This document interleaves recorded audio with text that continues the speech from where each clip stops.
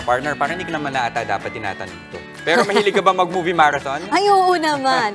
Walang mahabang pelikula sa akin. Ayan naman, maraming oras, maraming panahon. Ngayon sa mga movie buff dyan, i-level up na ho ang inyong viewing experience. Dahil sa isang mall sa BGC, feeling mo nasa bahay ka lang habang nanonood ka ng sine. Silipin nga natin yan kasama ang ating weekend buddy na si Mondi Lopez. Sarap buhay! Pahiga-higa lang! Nood-nood sa loob ng bahay. Ay! Sinihan pala!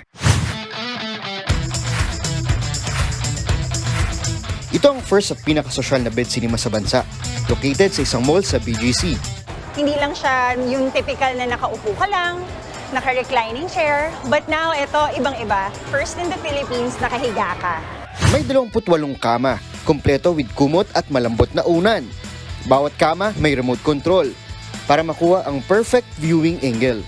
Sa mga single, huwag mag-alala dahil pwede namang walang ka-share.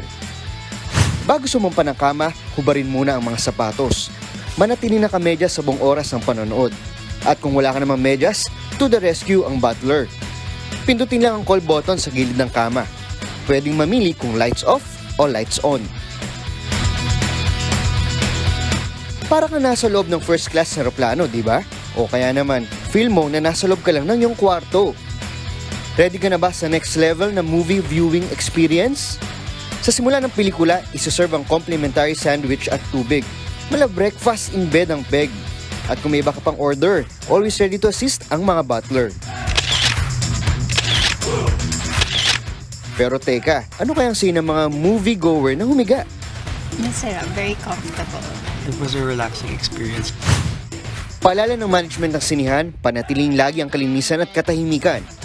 Pagkatapos ng pelikula, enter frame ang mga housekeeper para magpalit ng kumot, punda at kubrekama. SOP ito para tiyakin malinis ang hihiga ng mga susunod na moviegoer. Siya nga pala, may higpit nilang paalala. Iwasang makatulog para hindi sayang ang perang pinampanood.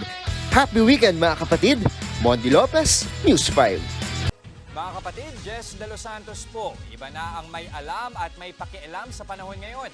Para sa tuloy-tuloy na balitaan sa Frontline kahit weekend, mag-follow at mag-subscribe sa social media pages ng News 5.